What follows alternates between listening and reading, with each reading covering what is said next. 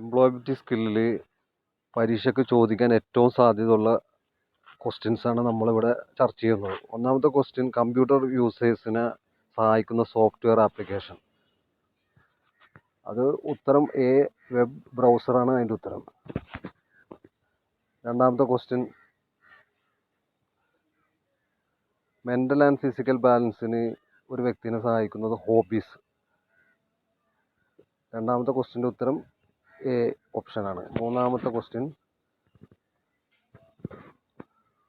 കോവിഡിന് ശേഷം നമ്മുടെ വർക്ക് പ്ലേസ് എങ്ങനെ മാറി എന്നുള്ളതാണ്. Mix of home and office work. Option A ആണ് മൂന്നാമത്തെ ചോദ്യത്തിൻ്റെ ഉത്തരം.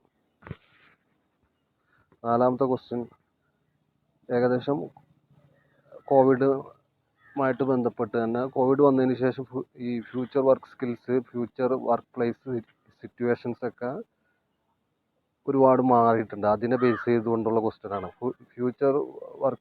ഫ്യൂച്ചർ വർക്ക് സ്കിൽസിൽ ഏറ്റവും കുറവ് ഇമ്പോർട്ടൻസ് ഉള്ളത് ടൈമിങ്ങിൽ വർക്ക് ചെയ്യുക. ഉദാഹരണം പറഞ്ഞാൽ 9 മണി മുതൽ 5 മണി വരെ വർക്ക് ചെയ്യുക എന്നുള്ള ആ ഓഫീസ് ടൈം എന്നുള്ളത് മാറി.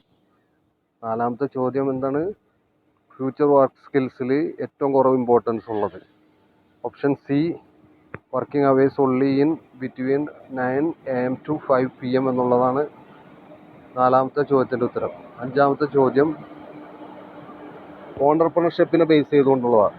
ഉദ്യോഗാധാറിൽ രജിസ്റ്റർ ചെയ്ത് കഴിഞ്ഞാൽ ഒരു വ്യക്തിക്ക് സർക്കാരിൻ്റെ സ്കീമുകൾ നേടിയെടുത്ത് തൻ്റെ സംരംഭം തുടങ്ങാനും അതിൻ്റെ വിവിധ ആനുകൂല്യങ്ങൾ കിട്ടും.